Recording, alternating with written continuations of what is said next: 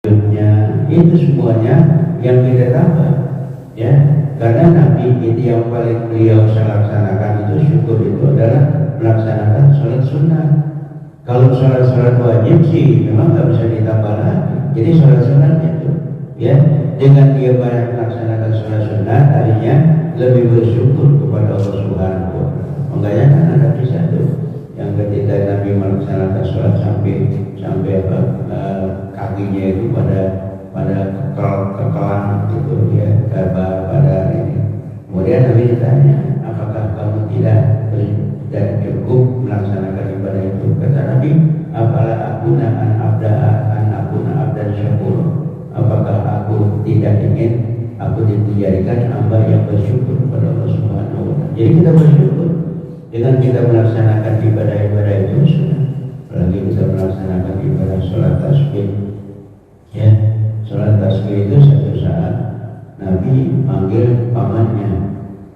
Ketika beliau panggil pamannya, kemudian Nabi bilang, "Baik pamanku, apakah kamu mau aku berikan kepadamu satu hal yang sangat besar di hadapan Allah Subhanahu wa Ta'ala?"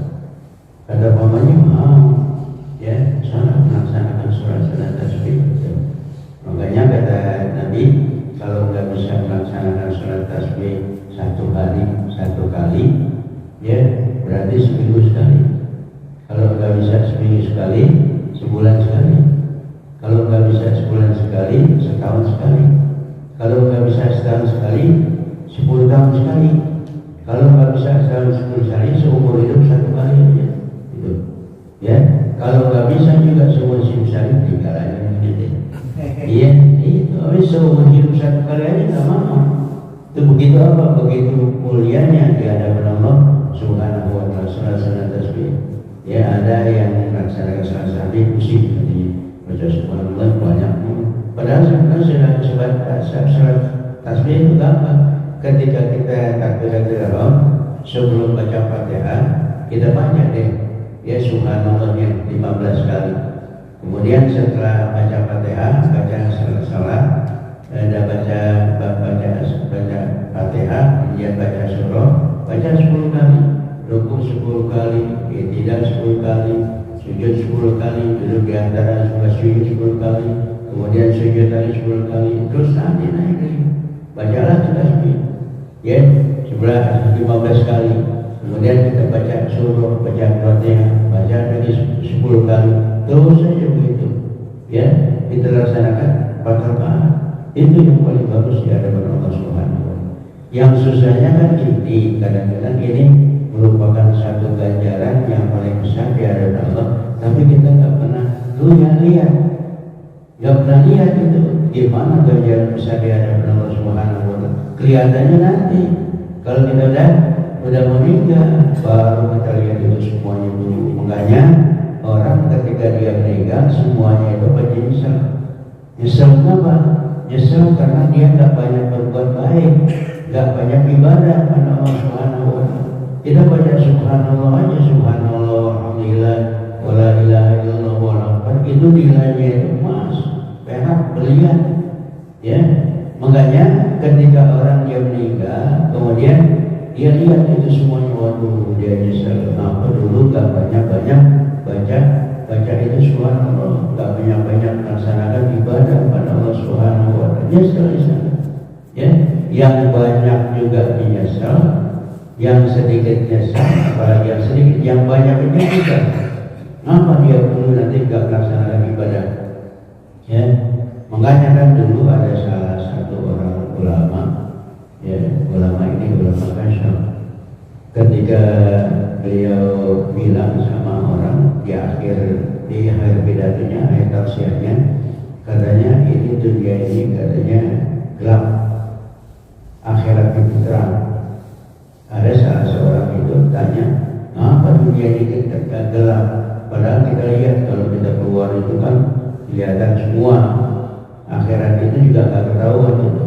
Akhirnya satu saat katanya nanti diajak deh, saya ajak kamu ke dalam tempat, kemudian diajak, kemudian diajak di luar, kemudian diajak satu orang masuk ke dalam gua. Ketika dia masuk dalam gua, Akhirnya dia suruh ambil deh, berapa aja kamu ambil, ya, yang aku ambil. Akhirnya yang satu dia nggak ambil, yang ambil sedikit pun. Yang kedua diajak lagi masuk ke dalam gua. Ketika dia dalam gua, kemudian dia suruh ambil. Yang dua itu ambilnya sekedar asal diambil aja udah. Kemudian yang ketiga diajak lagi. Ketika orang yang ketiga dia ambilnya agak banyak. Setelah diambil itu semuanya diajak keluar. Ketika diajak keluar, kemudian disuruh buka, ya, disuruh buka yang diambil tadi. Yang satu ketika dibuka nggak ada apa-apanya kan, nggak dia ambil sama sekali. Yang kedua ambilnya sedikit, pasti dia diri buka pada bagian semuanya, mas berian semuanya. Kemudian yang ketiga, yang dia ambil itu agak banyak, dibuka semuanya mas berian. Itu semuanya itu yang nggak ambil dia nyesel, yang ambil sedikit nyesel, yang ambil banyak juga nyesel. Ini nanti dunia itu, ya, orang yang dia ibadahnya banyak nyesel, yang sedikit juga nyesel, yang nggak ambil apalagi yang nggak ibadah itu, ya. Jadi itu gambarannya. Jadi nanti ketika di akhirat ini nanti semuanya itu nyesel, yang nggak ambil nyesel, yang ambil sedikit nyesel, yang ambil jauhnya juga nyesel, ya. Coba orang sekarang kalau kebetulan memang dikasih itu ada duit semua, dikasih itu pada nyesel semua. Kenapa? Karena dia nggak ambil banyak. Nah itu nanti dia begitu semuanya, ya. Jadi semuanya itu nyesel, nggak ada yang nggak nyesel. Yang ambil sedikit dia nyesel, yang ambil banyak nyesel, yang nggak ambil ini juga nyesel semuanya itu. Ya mudah-mudahan, ya, kita bisa ambil sebanyak-banyaknya sesuai dengan keinginan kita dan sesuai dengan kekuatan yang Allah berikan kepada kita. Gitu. Karena apa? Semuanya itu kan la haula wala quwwata illa billahil aliyyil azim. Ya, jadi fa'ilam yaqdir fa'auma'a bitarbihi, kalau dia tidak sanggup maka dia isyarat dengan kalpak matanya. Fa'ilam yaqdir, jika dia tidak sanggup, ajrul arkana ala qalbihi, makanya dia jalankan rukun-rukun sholat itu di dalam hatinya. Jadi diingat aja itu, ya. Ketika dia lagi ruku, dia ingat ruku. Kemudian ketika dia mau iktidal, dia ingat iktidal baca Rabbana walakal.